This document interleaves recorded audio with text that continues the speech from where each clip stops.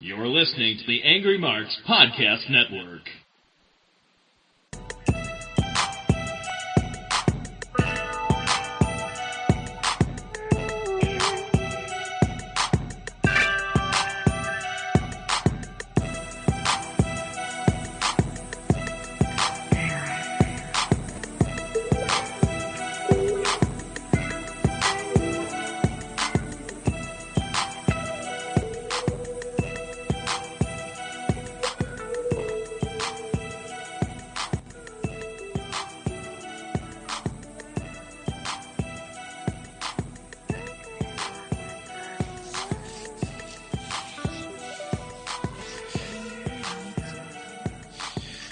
Welcome, ladies and gentlemen, to another special episode of the SmackDown RunDown. I am here with my co-host, King J. The king has arrived. That's right, and we are also here with our producer, Killer Kev, as we make sure to bring you another exciting episode of SmackDown RunDown. First off, I want to ask you, Jeff, what did you think of tonight's episode of SmackDown? It was good. It kept my interest. It was a good post pay-per-view episode, because normally the post pay-per-view episode is normally a weak show. This one was actually interesting. Yeah, it definitely kept the attention. It had the pace. Everything was going along. It didn't feel like a leftover show or anything that would be boring. I mean, there was like a couple of boring parts. You're not going to have a complete, fantastic show top to bottom every time. Although it would be nice. But tonight's episode started kind of slow, but then it just got really exciting out of nowhere, and I believe Kev has a clip, and we're going to play that right now. World Heavyweight Champion has been knocked unconscious by the Big Show. Whoa, whoa, whoa, no! Yes! Get away! No way! Mr. Money in the Bank! Daniel Bryan is cashing in his little title opportunity! I told you! This isn't WrestleMania! This isn't WrestleMania! Bryan cashing in at any time! Stop this! Ladies and gentlemen, Daniel Bryan is cashing in his Money in the Bank briefcase. I told you he was going to do it. Come on, Mark! What's happening? Wait me down! Wait me down! New champion! That's my boy D. Bryan. Here is your winner, the new World Heavyweight Champion, Daniel Bryan. Daniel Bryan seized the opportunity. Did I tell you? Cashed in his Money in the Bank contract. Daniel Bryan is the new World Heavyweight Champion. Did I tell you this was going to happen? Did I tell you my boy D. Bryan was playing possum? He was going to pull it out when he needed. He did it tonight. Daniel Bryan's a hypocrite. He's nothing but a hypocrite. He said he was waiting to WrestleMania. He's not allowed to do this. What are you talking about now? Wow. He can do whatever he wants to. That's what it's all about, cashing in the Money in the Bank when it's right. Oh, you gotta be kidding me. Damn it, D. Bryan. Oh, yeah, give it up. You're a hypocrite. Give it up for my boy D. Bryan. Give it up You're a for hypocrite. That's right. Daniel Bryan cashed in his Money in the Bank briefcase and pinned Mark Henry to win the title.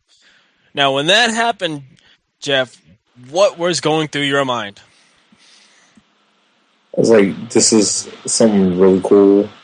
But at the same time, Mark's an investment, so it was kind of like, I was happy for Daniel Bryan. Yeah, me too. When I saw it, I'm thinking, oh, I guess Mark Henry must really be injured. So they put the title on Daniel Bryan because they've done this before with other people. So this was a very auspicious start, but it didn't end up that way. The only reason Mark Henry was down is because Big Show had knocked him out with a big right hand. Daniel Bryan did what he said he wasn't going to do, which Michael Cole called him a hypocrite. He snuck in the ring, or didn't really sneak in, but he went in, struck on an unconscious Mark Henry, rolled him over, took about 15 seconds, pinned him, and became the World Heavyweight Champion. But Mark Henry had said earlier in the night, and Teddy Long had to come down and remind everybody that Mark Henry was not cleared to wrestle, which means Daniel Bryan's win is null and void. True. I mean, for me, I'm okay with it. I know other people are upset about it, whatever. But him having that opportunity to hold the championship just made him that much more hungry to want to hold it again. So it could build off of that. And Mark was not cleared to compete, so technically he couldn't consent to a match. Now, when that happened, Daniel Bryan had to relinquish the belt back to Teddy Long so he can give it back to Mark Henry. I'm thinking, well, here it is. First time someone cashes in and is not able to win the championship. Thankfully, it didn't end up that way because it would have been a complete screw job and made me lose all hope on Daniel Bryan. But Teddy Long gave him back the briefcase, which means it never happened. So I'm glad they didn't do that to Daniel Bryan. And like you said, it fuels his fire and makes him want the championship more. Hopefully, this will get him more wins on TV. Exactly. Now, the second problem with this was Mark Henry is supposedly not cleared to compete.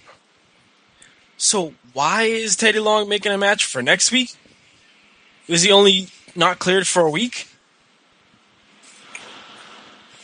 I'm not really sure.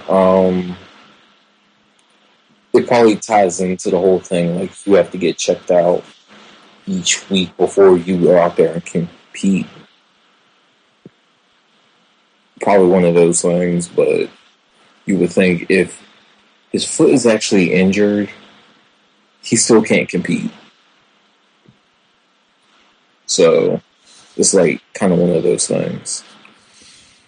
Yeah, it came off very weird to me and strange. It's weird setup just to set up next week. And that's exactly what Raw did earlier this week. CM Punk said he was, a fighting champion, but, he's going to defend the title next week. So Mark Henry can't compete this week, so he has to fight next week. What's the correlation? What's going on here? Like, what's so special about next week? Like, that everybody has to defend their titles? I think it's probably like their placeholder. Like, okay, we're going to give a title match away for free next week, and then we're going to screw it over somehow, because they will, and then have a match to either blow off the main feud or have a secondary match for the current feud at TLC. Yeah, well, before we continue, I just want to give a shout out to the Angry Marks chat room. Featured in there is myself, my co-host King J, our producer Killer Kev, Mike 316's in there, and also Seth Draken. Sierra was in there earlier, but she's not in there right now. But Seth Draken points out in the chat room, he calls it bullshit. And he says it was basically a tease, which it was. I mean, Daniel Bryan and Mark Henry have been battling it out for the past 3 weeks now. They've had matches. Mark Henry's gotten in his face, beat him up backstage. And now Daniel Bryan is finally able to get some revenge on him. Although it's not bittersweet because this isn't really a victory for him. So we'll see what happens, as the weeks progress. Yeah. I'm kind of liking the way that they're booking him lately with the whole Mark's picking on him because it's giving him TV time and giving him matches and making people sort of like he's the underdog, so we need to get behind him. And he's a likable person, so it only just builds him up even more. Yeah, but I think with his losing streak that he's had, he needs to be built back up slowly and not just thrown into this feud with Mark Henry for no reason. Yeah, I can see that. The only reason why I can see them doing it this way is because Mark is the top heel, and with Christian injured, they'd have to put him with somebody. So I guess they figure put him with Mark right now to give him some interest, and then we'll move him on to something else. Because it's getting closer to WrestleMania time, so they're going to have to start giving him like potential seeds of, well, Daniel Bryan's coming for the champ at WrestleMania, so we need to start planting little seeds now. Probably cool off on it for a little bit, then just full steam ahead, like starting after the Royal Rumble. Yeah, but the thing is, like with Christian being injured, you have Mark Henry as the top heel. I mean, we need to bring up some more heels. Like Wade Barrett, he has his push going. His Barrett Barrage is going strong. Yeah. Cody Rhodes is getting a bigger push. He's had the Intercontinental Championship for a long time now, and he's developed a new persona, a new gimmick, which makes him even more heelish. So I like the way they're doing this because they have. I hope Christian gets back sooner because they can't keep pulling Jack Swagger and Dolph Ziggler over to SmackDown for, just every time they need heels. Right. And I think with Christian injured, this is Wade Barrett's or Cody's chance to take over that number 2 top heel spot for the time being. Yeah, it almost seems like they're in a battle to find out who has the number 2 spot. And I kind of like that because it's something different, and we'll get more into that during the main event, but I kind of like the way that's going. Yeah, and back to the original topic. Teddy Long came out, said Mark Henry was not clear to compete. So instead, what he does for Daniel Bryan is he gives him back the briefcase and books a match for tonight for the main event, a fatal 4-way number 1 contenders match, where the winner would face Mark Henry, as we mentioned, next week on SmackDown. And we're going to get more discussion in on next week and a little later in the show. But involved in that fatal 4-way will be Cody Rhodes, Wade Barrett, Daniel Bryan, and of course Randy Orton. So this is a perfect opportunity for Cody Rhodes and or Wade Barrett to develop that top heel spot to take that second place or even stay even. You know what I mean? So that they can both have that kind of level of heat with the fans, because that's what they need.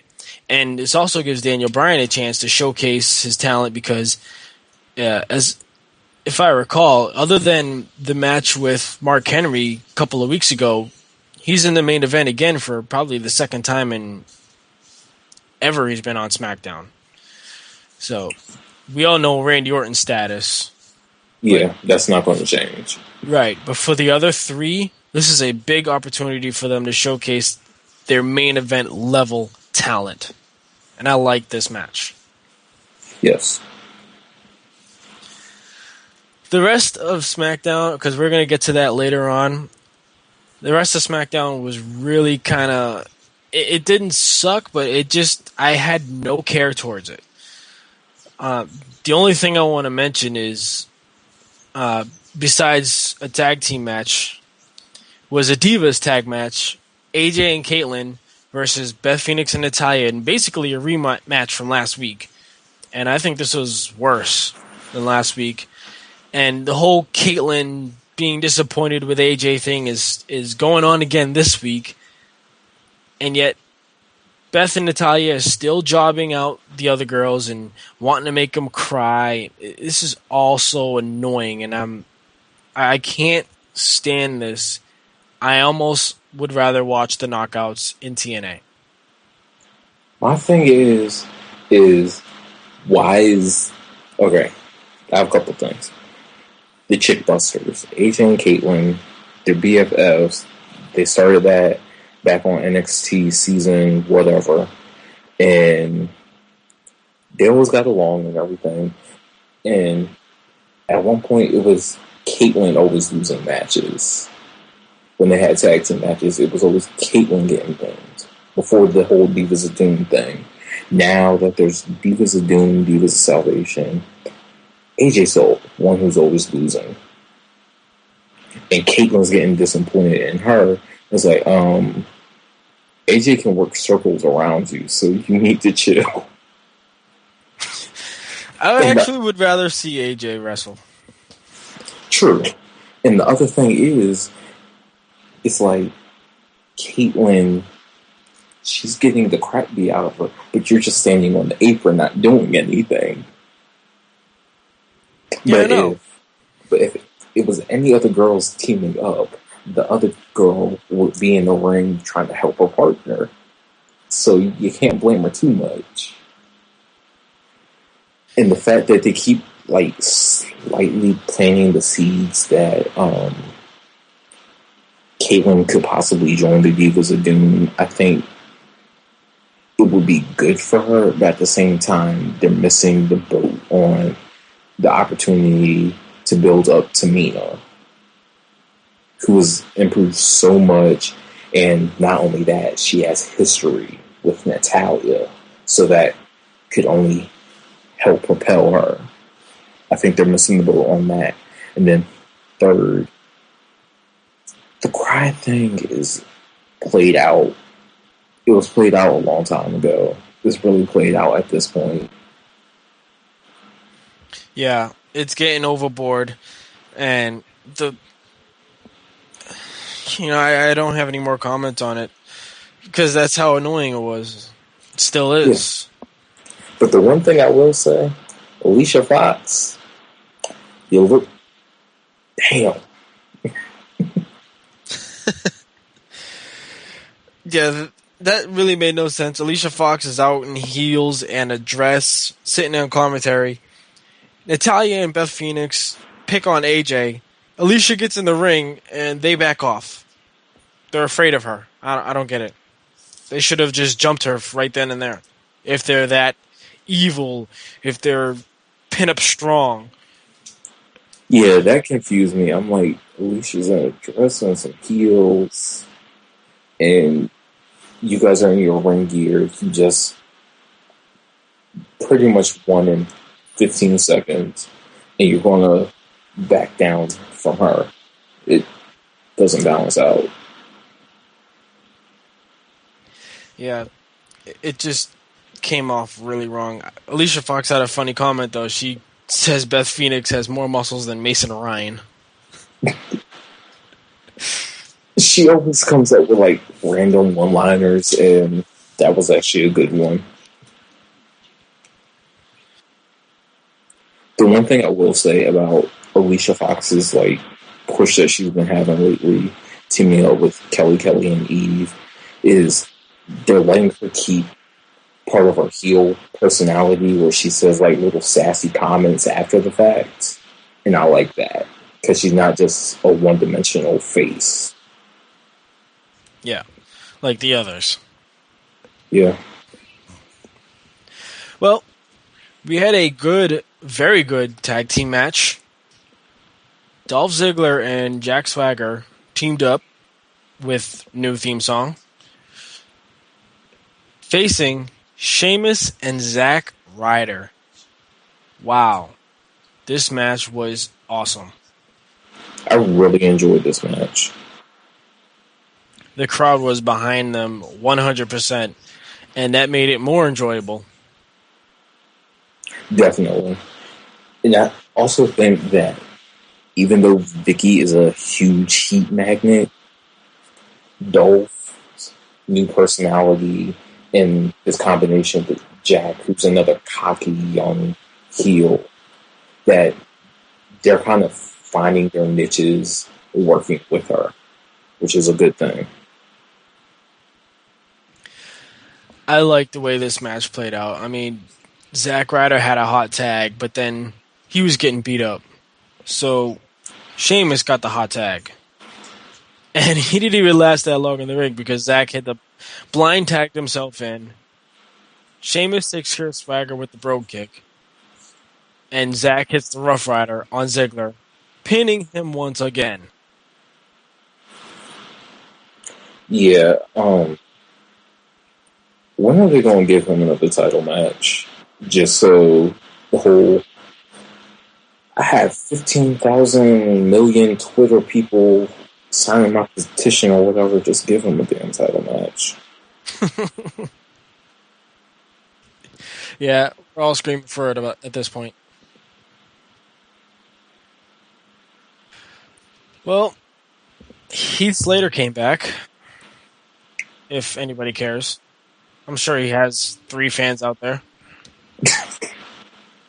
Like I said before, I actually do like Keith Slater. I just find him, when he opens his mouth, he's really annoying. And apparently the Cricket does also. The Cricket is Heath Slater's fan because when you ask somebody to stand up, if you're a Heath Slater fan, there's a Cricket. Exactly. And I heard that Ted is getting a push, which is a good thing. But I don't know how this feud with Jinder Mahal is going to go. Because I can't stand Jinder Mahal. I don't get that. I mean, Ted DiBiase is, having his match with Slater, and Jinder Mahal pops up out of nowhere, tells him that he's, forsaken his family, and hangs out with the commoners. And that's all he had to say. I mean, hey, if everybody has a feud, why not? Give somebody something to do. Yeah, I think why they're doing the feud is because Jinder, quote unquote, comes from a rich family. Ted is a DiBiase, aka a rich family. So you're trying to have a feud of the rich boys, where Jinder's like the heel. I'm almighty because I have all this money. And then you have Ted, who's like, I come from money, but I want to build myself on my own merit. It could be interesting, but I don't know. It could be interesting with the right people. No one cares about Jinder Mahal. Right. I'm just glad that Ted, that people are actually getting behind Ted. And that WWE's finally realizing that we need to do something with him. Well, let's hope they find something to do with them too. Moving on to the main event of SmackDown, which is the Fatal 4-Way #1 Contenders match. What did you think of this match? I actually enjoyed the match. I thought it was a good dynamic because they didn't really have... Because they had the heels versus the heels teaming up on a face, and then the eventual heel breakdown attack each other. Yeah, I like the way it played out. All 4 going at each other. Daniel Bryan and Randy Orton didn't really have much interaction with each other, and I didn't expect them to. They had minimal interaction, if anything. But the thing is, every time Wade Barrett and Cody Rhodes were in the ring, they double-teamed and ganged up on either Daniel Bryan or Randy Orton. which also was expected until one of them makes the count or the cover, and the other one pulls them off. It was expected, but it was still a good match. Nothing was bad, out of place. It all flowed smoothly. They were attacking Randy Orton. Daniel Bryan came off the top rope with a drop kick, had a hope spot, crushed. Cody Rhodes had a hope spot, crushed. Orton, crushed. It just went back and forth. Nobody had the clear advantage, and just when you think it's all over, Cody Rhodes makes a cover on Bryan. Bryan counters into the label lock, and Cody Rhodes taps out, which means Daniel Bryan gets a title match next week on SmackDown. And it's well deserved. I mean, he consistently puts on good matches when he has them, win, lose, or draw. And it's good that they're building up a potential fourth top face behind Randy and Sheamus. And it clearly needs to be the person who's holding something important like the Money in the Bank briefcase. Yeah, and it's about time they start bringing Daniel Bryan up from the bottom of the ladder, bringing him up the ranks. And it kind of plays out because he's been having this feud with Mark Henry, as mentioned earlier, and now he gets to face him for the title, legit one-on-one. But it's going to be a steel cage match. That's incredible. Yes, that's going to be interesting to see how Daniel Bryan adapts to that and how that works out with Mark's supposed injury. Even though Mark wasn't too happy about that earlier in the show. And No. Teddy Long heard about that. No, he didn't look too excited or thrilled about it. I don't remember exactly if he has, but the only thing I remember Daniel Bryan being in was in the Money in the Bank ladder match. I don't think he's been in any other stipulation or gimmick match before in WWE. I don't think he has either. So this is new. Watching Daniel Bryan in a cage match, and I can't wait to watch it. Yeah, I'm excited to see how the match plays out, and because Big Show's still lurking around, how he's going to be involved in the match. Because there has to be that inevitable run-in. So why don't we move on to next week's SmackDown and give me your prediction on how the match will go with Daniel Bryan and Mark Henry.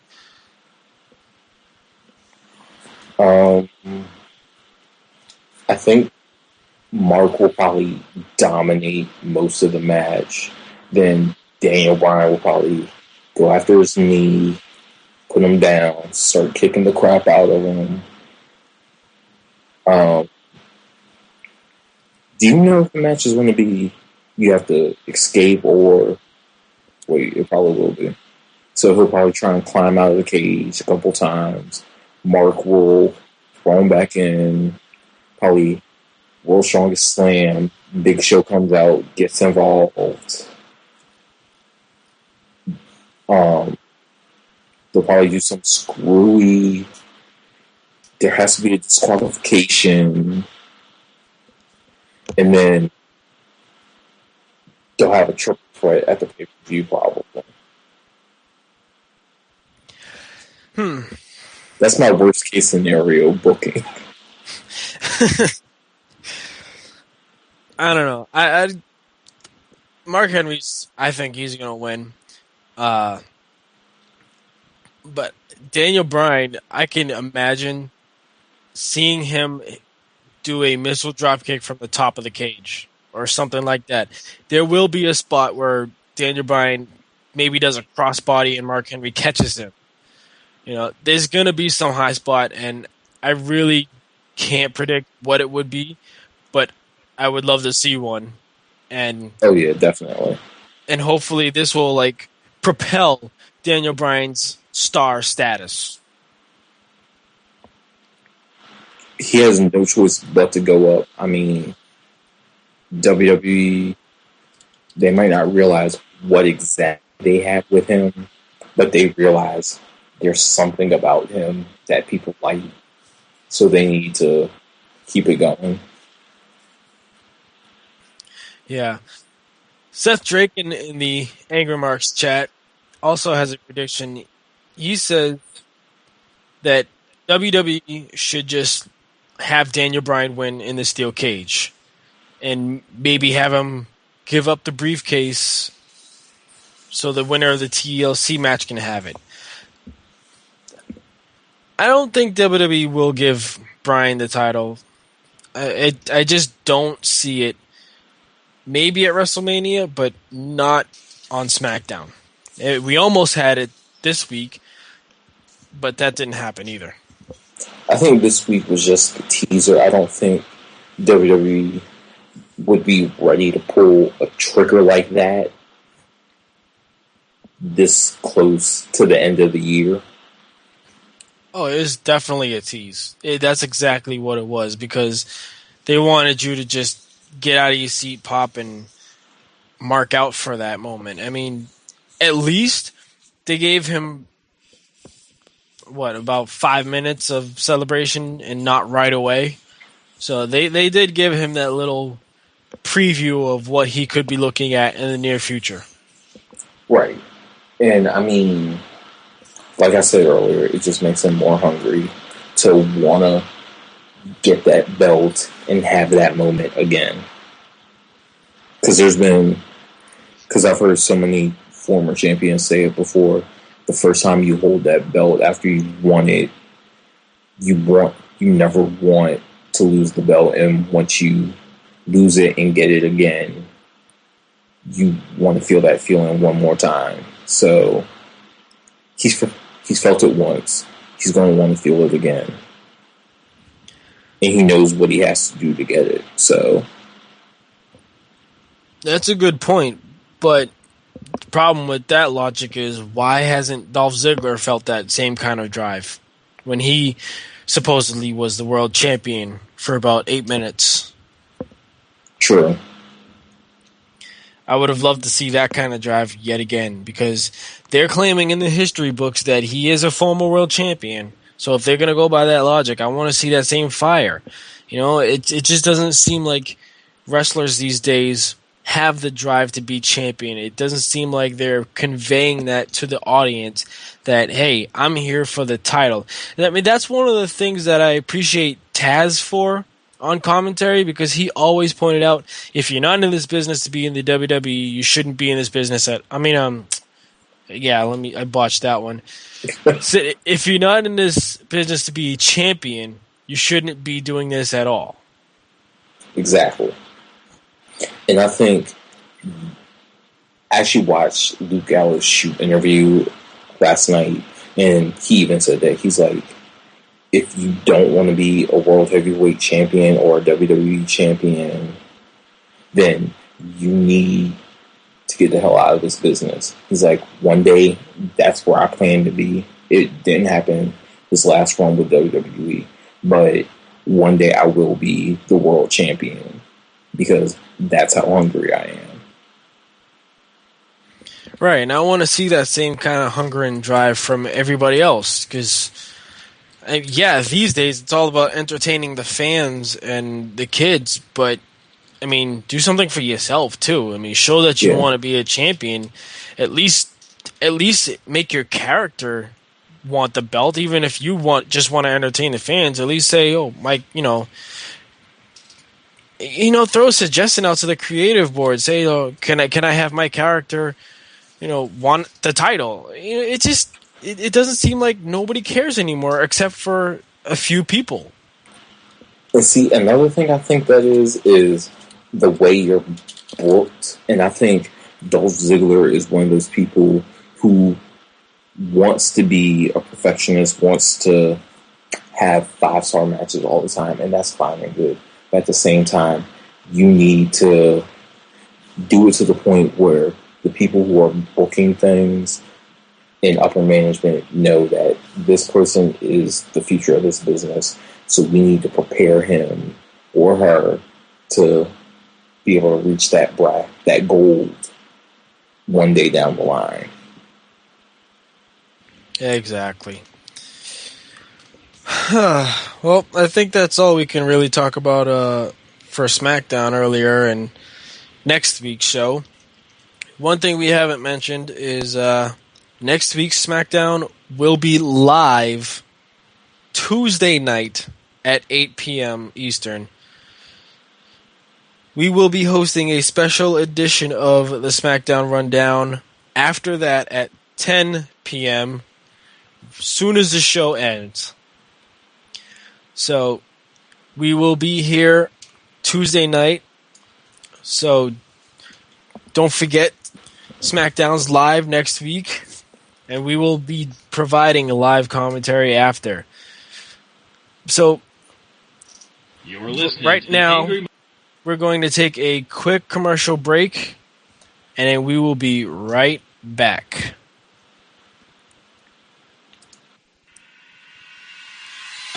The O Show and the OShow.com each and every week bring you an absolutely awesome product. But if you don't check it out on the OShow.com, then a site of preference would be right here on AngryMarks.com. No question. My man Big Daddy Donnie and your bro Danny O are joined by an all-star cast each and every week. Every Thursday is a brand new episode of the O Show, and you can check it out right here on AngryMarks.com. Hey, Mark Springs on here, host of the Amp Raw Reaction on the Angry Marks Podcast Network. Do not adjust your internet. The Amp Raw Reaction is coming back, baby. Tune in every Monday night on the Angry Marks Podcast Network to the Amp Raw Reaction as Killer Kevin and I break down everything you just saw. Basically, folks, we're going to tell you what you ought to think about what you just saw. Again, it's the Amp Raw Reaction on the Angry Marks Podcast Network every Monday night following Monday Night Raw. Are you looking for news on Lindsay Lohan going to jail, Oprah Winfrey's book club, and Britney Spears' latest album to hit the charts? Then take a hike, jabroni! Amped Radio has the latest professional wrestling news, rumors, and the best industry interviews. The Bowling Alley, The Shoot Club, In the Room, and much more. Catch us on the web at www.ampd-radio.com. Internet radio that will blow your freaking mind.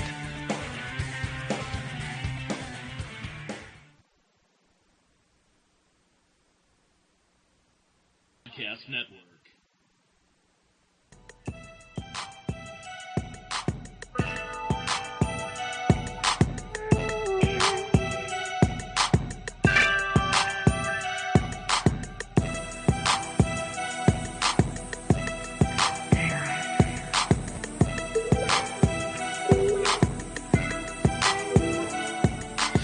And we are back to the SmackDown Rundown. Before we close the show, I just want to throw out another topic of discussion out to you, King J. How would you book WWE TLC's pay-per-view? The whole card, or The main gimmick matches. I have no clue what the hell they would do with Raw, because I haven't really paid attention to Raw in the past couple months. I would probably make that match a ladder match, because both participants have a history with ladder matches. So that would be interesting to see what they could come up with in that type of environment. For SmackDown, it will most likely be a chair match, because both Big Show and Mark Henry like to beat the crap out of each other and other people with chairs. Yeah. And like you heard the commercial earlier with Frank Vaughn's Raw reaction. Next week, there will be a title match. CM Punk defends the WWE Championship against Alberto Del Rio. Punk has to win because I don't want to see a 2-week champion or 1-week champion. But if they have a rematch, it would definitely be involving a ladder. I can't say it would be a ladder match or a TLC match. We would just have to wait and see if they bring out ladders or tables or ladders or chairs at all in their feud. But like you said, I have to agree with Big Show and Mark Henry.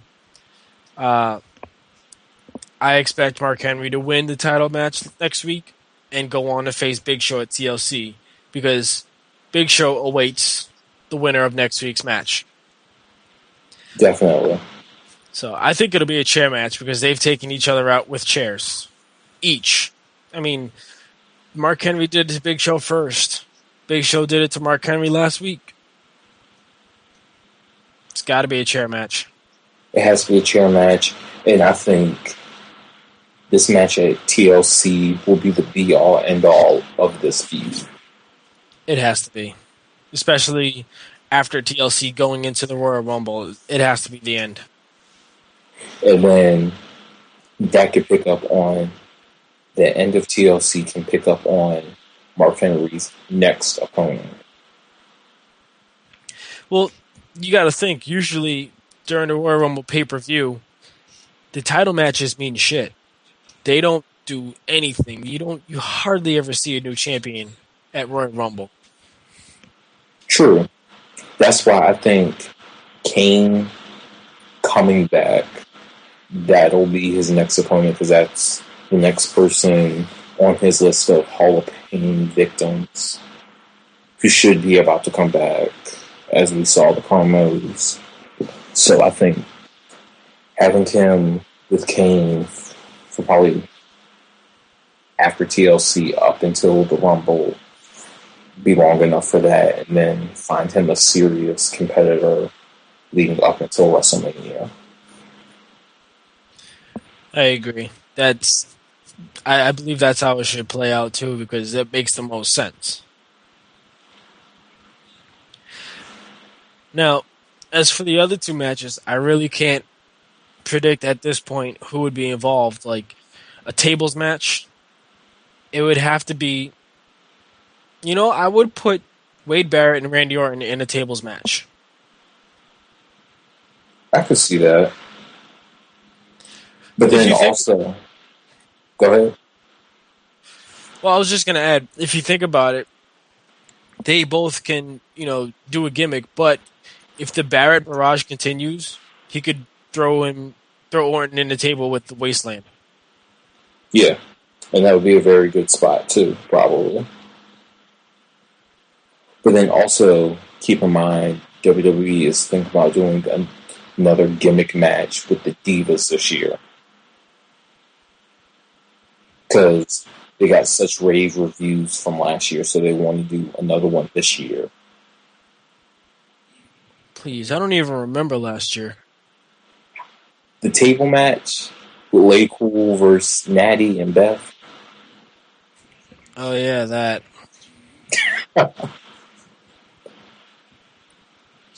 Yeah. I don't think so. I can't predict anything because Beth Phoenix, yeah. Opponent, I wouldn't know.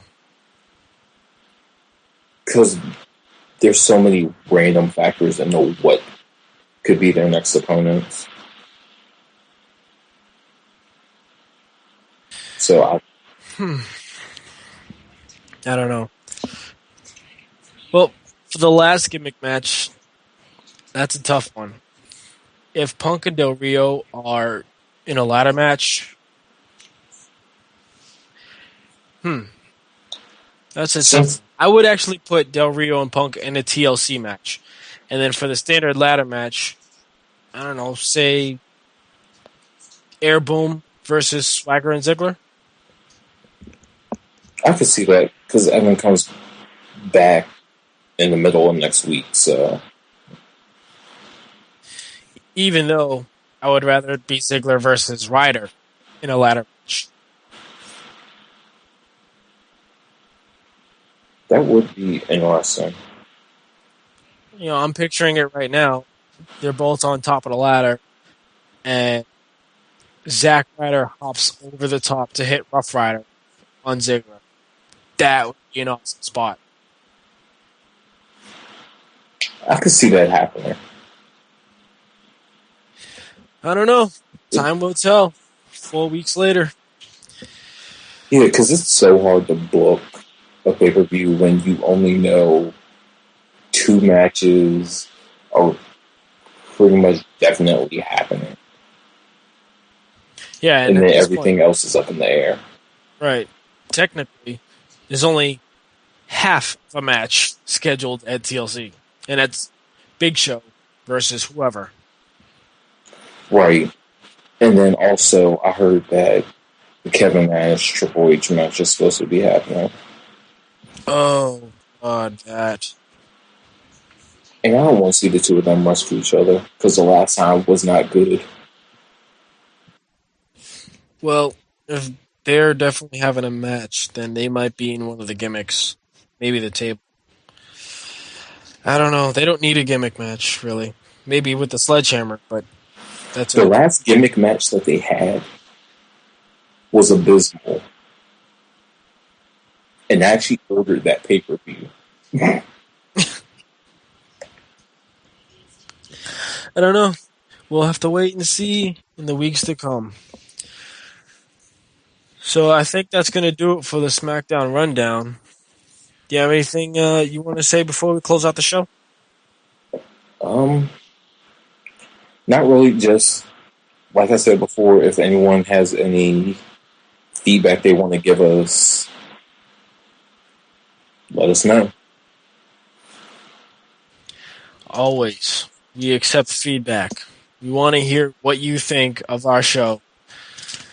And don't forget, next week, the SmackDown Rundown comes to you Tuesday night at 10 p.m. Eastern, right after a live holiday episode of SmackDown. For our producer, Killer Kev, for my co-host, King J, I am your host, Nikolai. That's going to do it for this week's edition of the SmackDown Rundown. See you Tuesday. Good night, everybody.